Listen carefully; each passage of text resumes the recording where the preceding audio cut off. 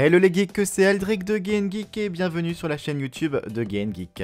32e épisode de Digimon Adventure intitulé Espoir galopant aux cieux. Et si comme mon ami François vous vous souveniez de qui prononçait cette phrase dans Digimon Adventure 02, vous pouvez aisément deviner quelle évolution de Digimon allait faire son apparition dans cet épisode. Ne gardons pas le suspense plus longtemps, si vous êtes ici c'est que vous avez vu l'épisode et c'est donc Pegasumon qui débarque dans Digimon Adventure. Je vous avoue que pour ma part, ce choix m'a énormément surpris. Je ne m'y attendais pas, et l'on voit là que le reboot veut vraiment instaurer une nouvelle règle sur les évolutions, une nouvelle mythologie, mais en n'oubliant pas ce que ses aînés ont pu faire avant. Car pour rappel, Pegasumon intervient dans la seconde saison où Takeru et Ikari deviennent à nouveau des enfants élus accompagnés de nouveaux enfants, et pour affronter l'empereur des Digimon alias Ken, ils doivent débloquer un nouveau système d'évolution grâce à l'armor Shinka, se débloquant grâce à des Digiœufs cuirassés. Et celui de l'espoir appartenant à Takeru lui permet ainsi de débloquer Pegasumon, qui est, si je ne me trompe pas, lui aussi au niveau adulte. J'ai toujours trouvé très classe ce Digimon avec Nefertimon, l'armor Shinka de Telmon dans 02, c'était vraiment mes deux évolutions cuirassées préférées. Mais oui, je ne m'attendais pas à ce que le reboot utilise cette évolution, mais après tout ça reste propre à Digimon. Souvenez-vous, qui n'a pas galéré dans l'un des jeux vidéo en espérant avoir telle ou telle évolution et finit par obtenir une évolution totalement non désirée.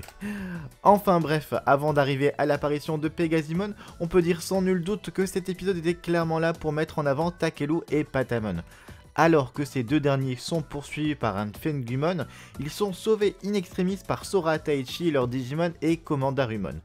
C'était à douter que Taichi et Sora allaient retrouver leurs amis les uns après les autres, et le choix se portant sur Takeru en premier est assez logique. Il est le dernier arrivé dans le groupe, il a encore des choses à dire et de plus, ça nous permet de nous intéresser plus longuement à Patamon qui est complètement épuisé voire lessivé depuis son dernier combat contre Skull Knightmon. Chose intéressante, Lopmon communiquera avec lui par l'esprit pour notamment essayer de lui raviver ses souvenirs, sa mémoire, et tout l'épisode s'attardera énormément sur la symbolique de l'espoir, le symbole représenté par Patamon et Takeru.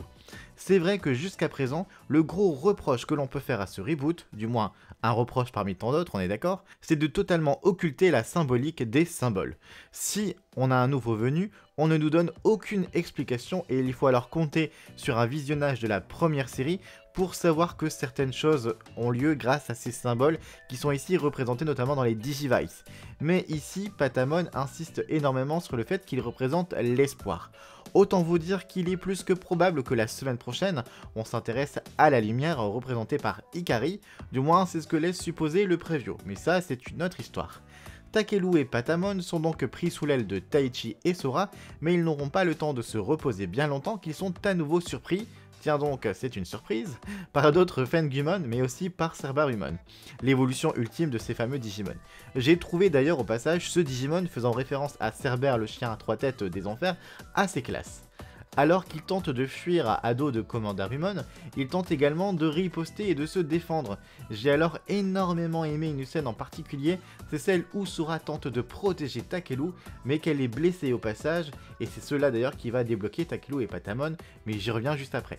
Si on s'attarde un peu plus sur Sora, c'est vraiment plaisant de voir ici le côté maternel du personnage ressortir. Dans la première série, elle était vraiment la maman du groupe prenant soin des plus jeunes, notamment comme Takeru, Ikari ou bien encore Mimi. Ici, cette fibre ressort et surtout, je note que depuis quelques épisodes, Sora et sa partenaire Piomon sont en première ligne aux côtés de Taichi et c'est vraiment quelque chose que je n'avais vraiment pas cru possible au début de cette série. Sora est donc blessé par l'une des explosions, Taichi aussi, et Patamon et Takeru décident de se dresser face à leurs ennemis. Même si Patamon ne peut pas ou plus évoluer pour l'instant en Digimon sacré, et je vous avoue que là je n'ai pas forcément tout compris les raisons qui l'en empêchent, c'est donc Pegasumon qui fait son apparition, et c'était plutôt classe. Comme toujours, ce reboot excelle par une bande son vraiment jolie, des musiques super sympas, des combats toujours aussi bien animés. Le point faible, il est toujours le même, c'est la tranche de vie qui représente une infime partie de l'épisode à chaque fois.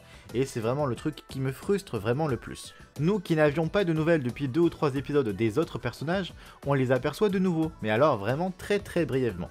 Yamato et Garurumon, j'ai vraiment l'impression qu'ils sont au même point depuis des lustres, à courir on ne sait où dans le monde numérique.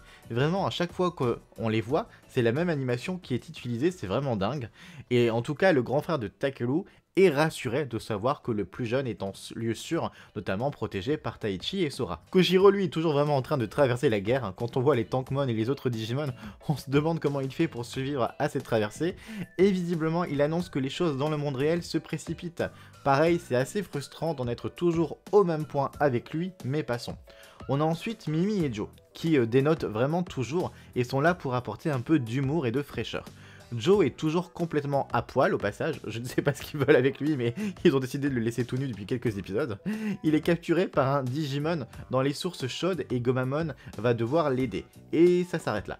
Est-ce que l'on aura un épisode centré sur lui et Mimi pour suivre davantage leurs aventures? Je l'espère, mais honnêtement, j'y crois vraiment pas trop. Mimi, elle, est en plein combat, du moins elle soutient Togemon aux côtés de nombreux Gotsumon. Elle me fait vraiment rire, tellement on dirait qu'elle assiste à un combat de boxe, elle se comporte vraiment comme un vrai supporter, c'est assez amusant. D'ailleurs, Taichi, Sora et Agumon sont surpris de voir qu'on dirait qu'elle s'amuse vraiment totalement dans cette histoire. On notera au passage que l'on revoit au travers de la discussion télépathique de Lopmon et Patamon tous les anges célestes dans une très jolie image.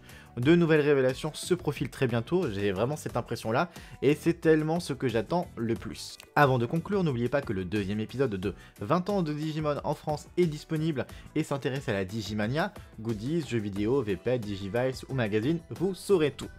C'est donc tout pour aujourd'hui, qu'avez-vous pensé de l'épisode de votre côté? Dites-moi tout dans les commentaires, comme d'habitude n'hésitez pas à liker la vidéo, vous abonner si ce n'est fait, et à partager autour de vous. Et moi de mon côté je vous dis à dimanche prochain.